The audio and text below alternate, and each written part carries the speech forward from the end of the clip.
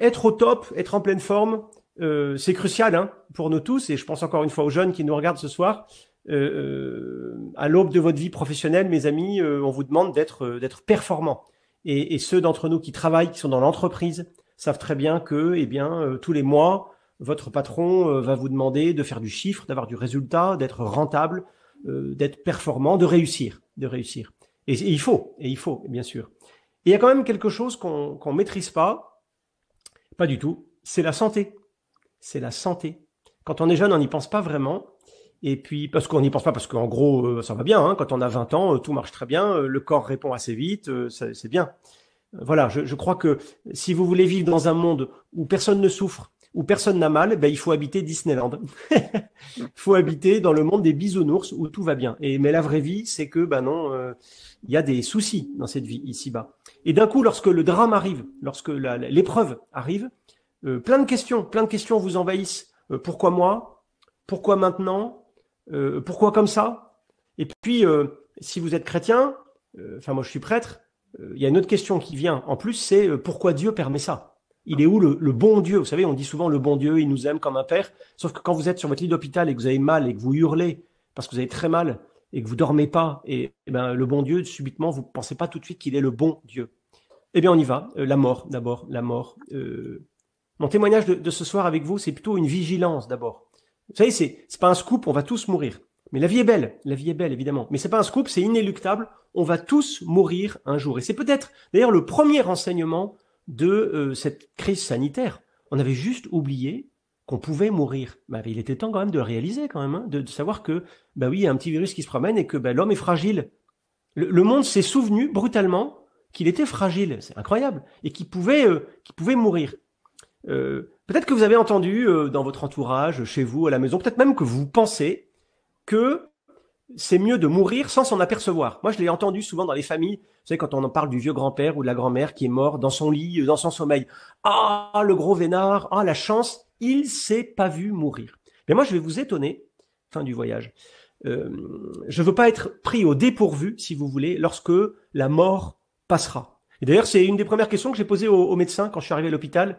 Il y a eu 3 opérations, l'une après l'autre, et avant la deuxième, j'ai dit au médecin, est-ce que je vais mourir?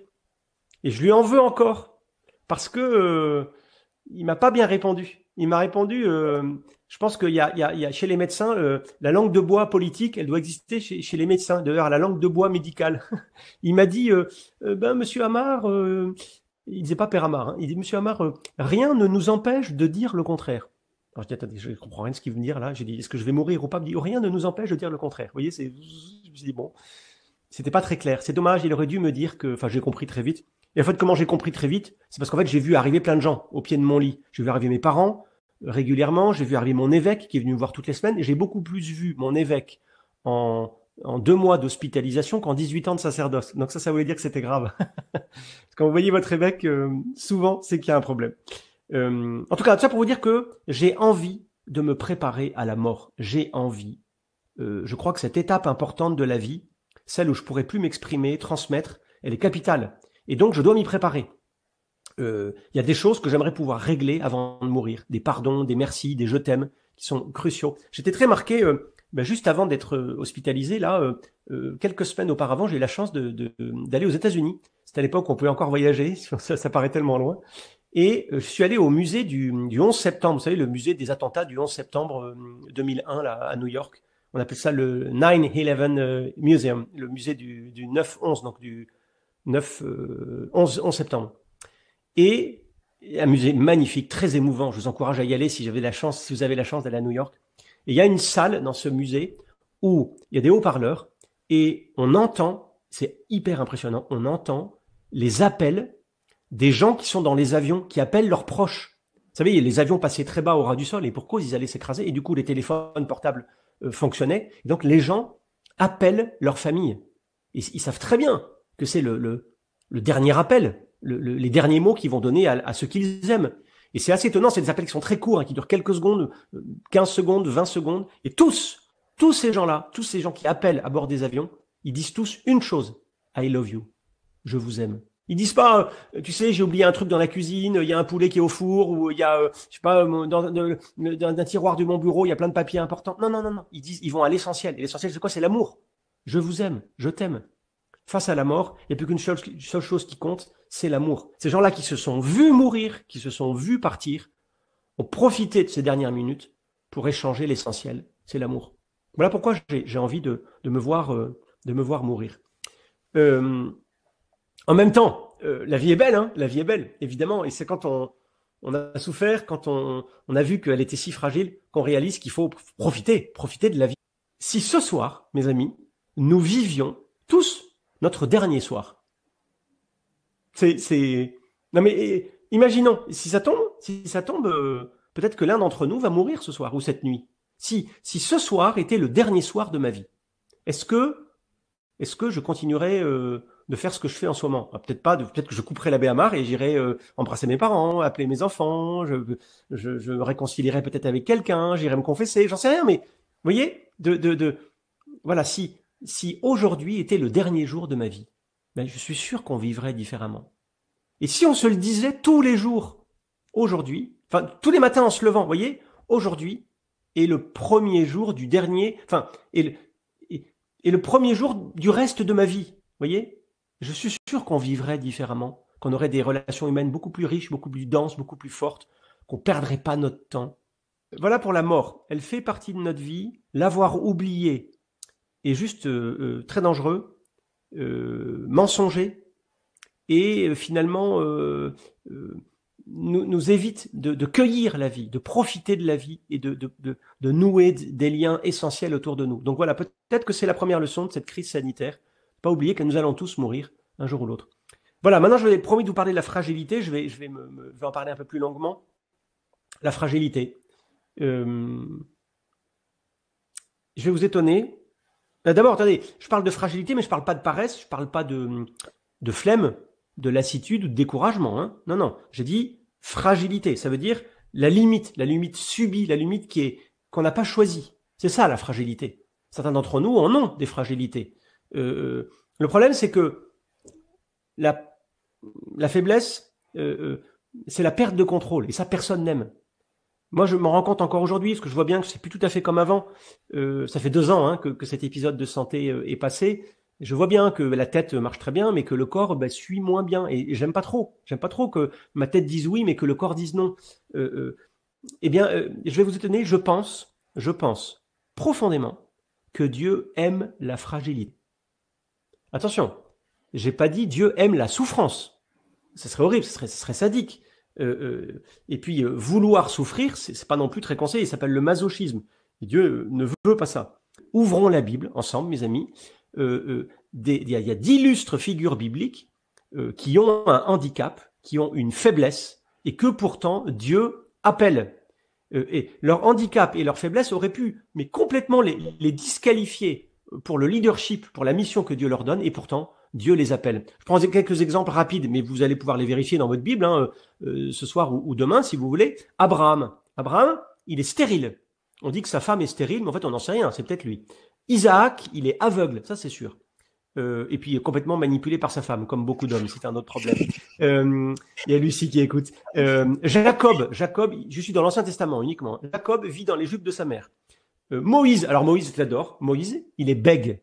Est-ce que vous saviez ça, que Moïse avait un bégaiement maladif, un peu comme Joe Biden. Il paraît que Joe Biden, le président élu aux États-Unis, est bègue. Moïse est bègue. Et vous vous rendez compte, Moïse, sa mission à lui, c'est d'être le porte-parole de Dieu, d'aller voir Pharaon et de dire à Pharaon, le peuple hébreu doit être libéré, il faut arrêter de le réduire en esclavage, on s'en va.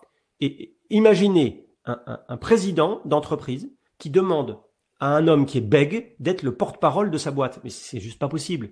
On lui confie une autre mission, mais pas d'être porte-parole. Mais c'était pourtant la mission de Moïse. C'est hallucinant quand même. Ça, c'est pour l'Ancien Testament. Mais j'ai plein d'exemples dans le Nouveau. J'ai appris la référence par cœur parce que je la trouve excellente. C'est Matthieu 17, 17. Donc Matthieu, chapitre 17, verset 17. À un moment, les apôtres discutent entre eux et Jésus leur dit ceci, c'est l'évangile mot pour mot. Combien de temps devrais-je rester avec vous? C'est Jésus qui parle. Hein. Combien de temps devrais-je rester avec vous? Et puis ensuite il dit, combien de temps devrais-je encore vous supporter? C'est Jésus qui dit ça. Combien de temps devrais-je encore vous supporter? En fait, il leur dit quoi ce jour-là? Il leur dit, bon les gars, vous êtes des gros boulets, je n'en peux plus. Voilà ce qu'il leur dit. C'est ça qu'il dit à ses apôtres. Et c'est avec ces apôtres-là, pourtant, médiocres, qu'il va fonder son Église. Il n'a que de cesse de les aimer, de les appeler, de les réappeler, parce que Pierre, il l'appelle 2 fois, hein. Et pour finir même de les envoyer comme ils sont. Et comme ils sont, ça veut dire tels quels, fragiles, médiocres. Et c'est avec ces gens-là qu'il va bâtir son Église. Et du coup, la leçon, elle est très claire, elle est très enseignante. Tous ces hommes-là, de la Bible, à la fois de l'Ancien Testament ou du Nouveau Testament, tous ces hommes-là et ces femmes deviennent des disciples, des missionnaires, des leaders au nom de Jésus, du fait de leur fragilité. Vous voyez? Comme si, et la question elle est magnifique, on pourrait se dire, mais on a l'impression que Jésus, en fait, pour lui, le véritable leadership, il se construit non pas malgré la faille, mais sur la faille. Vous voyez? Au-dessus, il construit sur la faiblesse de Pierre pour en faire le pape. C'est incroyable quand même. Et comme si aussi la conscience de la vulnérabilité de ces hommes et de ces femmes, du coup la phrase de l'évangile, quand Jésus dit je suis pas venu pour les riches et les bien portants, je suis venu pour les pauvres et les malades. Donc si vous êtes pauvre et malade, ben, bienvenue au club, Jésus est là pour vous. Donc c'est super. Voilà. C'est beau, hein? C'est mignon, c'est beau. Et puis en même temps, eh bien, ça fait mal. Ça fait mal de souffrir. Et puis c'est humiliant. Ça va à l'encontre du langage du monde, vous savez, qui veut qu'on soit toujours en bonne santé, performant, plus rentable, plus productif, toujours plus dans le coup. Nos frères et sœurs handicapés, qui ont une énergie positive, c'est incroyable, incroyable. Et souvent, non, oui, je vous disais, voilà, quand je vais visiter les malades, finalement, je m'aperçois que parfois, c'est eux qui me donnent de la force. C'est incroyable. Alors que c'est eux qui sont remplis de faiblesses, c'est eux qui me donnent de la force. Et souvent, maintenant, je réalise plus, quand je vais voir des personnes malades, je me demande qui visite qui, en fait. Je réalise que la personne qui est dans le lit malade me donne un témoignage, un enseignement très précieux, très précieux.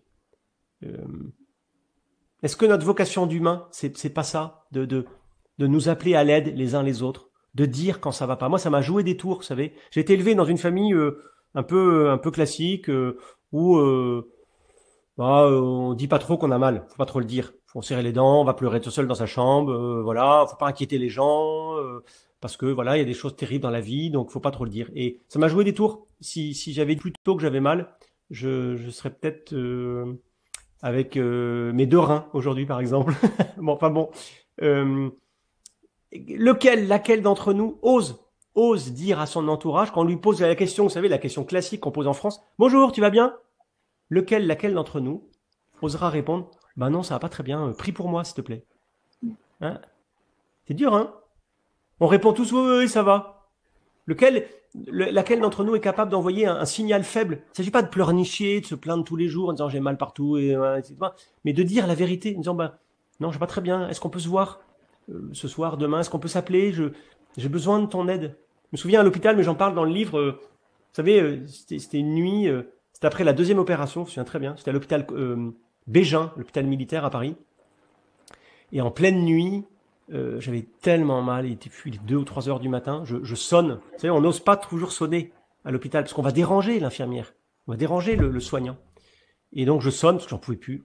J'appelle l'infirmier, Karim il s'appelait, et il me dit ça va pas? Je dis non, ça va pas, j'ai trop mal. Vous avez pas un truc à me donner? Je dors pas, j'ai mal partout, etc. Il me dit mais ça fait longtemps que vous avez mal? Je dis bah ouais, depuis je sais pas au moins depuis 22 heures.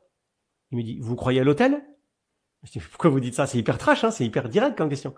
Je dis, mais pourquoi vous dites ça? Il dit, parce que vous avez mal, vous appelez, puis c'est tout. Je dis, mais je voulais pas vous déranger. Vous voyez, j'ai été élevé comme ça, moi. Et je voulais pas vous déranger. Et le gars, il me dit, mais je suis pas votre majordome, je suis pas votre valet, je suis votre infirmier. Donc vous avez mal, vous appelez, point.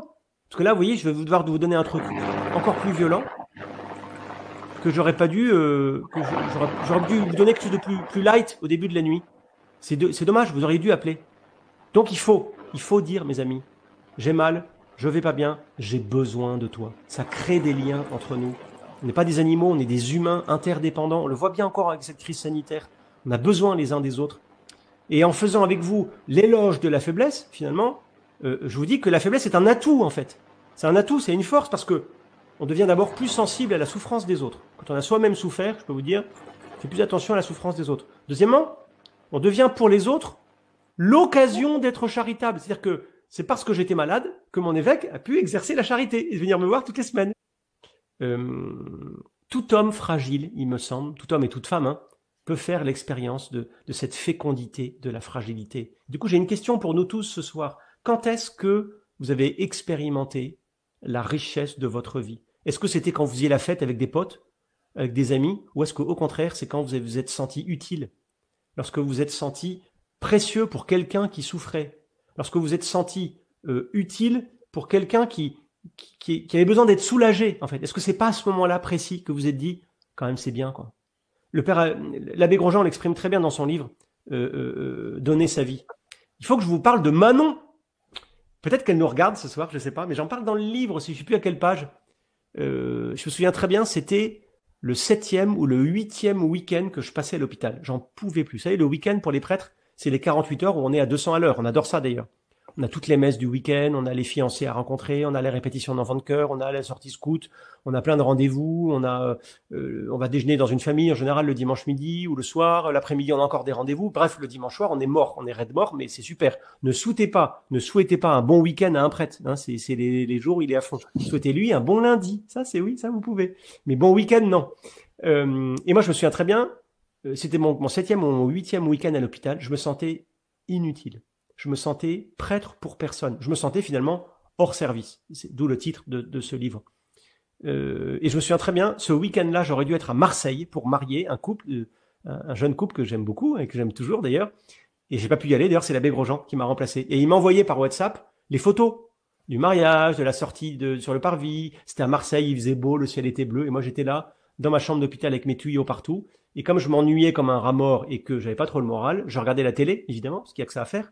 Et je regardais un championnat de golf, la Ryder Cup. Peut-être que certains d'entre vous jouent au golf. La Ryder Cup, c'est un championnat de golf mondial. C'est les États-Unis contre le reste du monde. Ils adorent ce genre de choc un peu binaire. Et je regardais le golf. Et je me suis dit, mais ta vie est un échec. T'es prêtre, t'as 45 ans, t'es prêtre pour personne. Tu dis plus la messe depuis un mois. C'est ton 8e week-end où tu sers à rien. Tu devrais être à Marseille. Là dans ton... Et là, vraiment, je dois vous le dire, oui, j'ai sombré, vraiment. À ce moment-là, rentre une infirmière qui s'appelle Manon.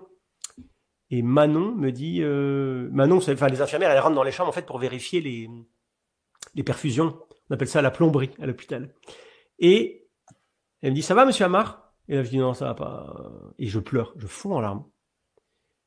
Et elle me dit, mais qu'est-ce qui va pas? Je dis, je lui dis ce que je vous ai dit là. Je dis, voilà, moi je suis là comme un imbécile à regarder le golf. Ma vie c'est pas ça quoi. Moi je en plus le sport pour moi c'était un sport de vieux. C'est pas complètement tort à mon avis, vraiment. Je suis là à regarder le golf, je devrais pas être ici, ma vie c'est pas ça, moi je suis prêtre. Et là elle me dit, mais je suis pas croyante. Je dis, mais j'en ai rien à faire que vous soyez pas croyante. Mais et puis vraiment, enfin, ça allait pas quoi. Et là elle me dit un truc incroyable, elle me dit, est-ce que je peux m'asseoir? Je dis, bah oui, si vous voulez. C'est hyper rare que les infirmières s'assoient, elles ont pas le temps. Hein. Elles passent de chambre en chambre pour voir les malades. Et elle me dit, est-ce que je peux vous prendre la main? Moi je dis, oui, si vous voulez. Et là, croyez-moi ou non, c'est grotesque quand on y pense, mais c'est magnifique. Main dans la main, on a regardé le golf. On a regardé le golf tous les deux. Je sais pas combien de temps d'ailleurs, mais ça m'a fait un bien fou. Mais vous voyez, à ce moment précis, Manon, elle a été pour moi le signe de la tendresse de Dieu. Elle qui n'était pas croyante. Le signe de la proximité humaine, de la famille humaine qui était là et qui m'a pris la main parce que je souffrais. Je pense pas qu'on lui a appris ça en école d'infirmière. Elle, ce qu'elle avait appris, c'est à réparer la plomberie, les perfusions, les machins, etc. Et ce jour-là, elle a juste fait ce qu'il fallait faire. Me prendre la main en silence et dire, je suis là avec vous. Je peux rien faire, je sais que vous avez mal, mais je suis là. Voilà. Un dernier mot avant de m'exposer, de répondre à vos questions. J'ai envie de dire, bienheureux les fêlés, mes amis. Bienheureux les fêlés, bienheureux ceux qui vont pas bien, parce que c'est dans la fêlure que Dieu laissera passer la lumière. Il y a un logiciel qui existe sur nos ordinateurs, c'est le logiciel Photoshop. Vous connaissez certainement. C'est un logiciel, vous savez, qui gomme les aspérités, qui gomme les défauts, qui gomme si vous avez une ride ou un peu trop de kilos, machin, vous mettez Photoshop et il arrange votre photo. Eh bien, arrêtons le syndrome Photoshop dans nos humanités. Soyons nous-mêmes avec nos nos fêlures, nos failles, et nos fragilités, nos faiblesses, parce que c'est dans ces faiblesses, dans ces fêlures, que notre humanité peut se laisser remplir de Dieu.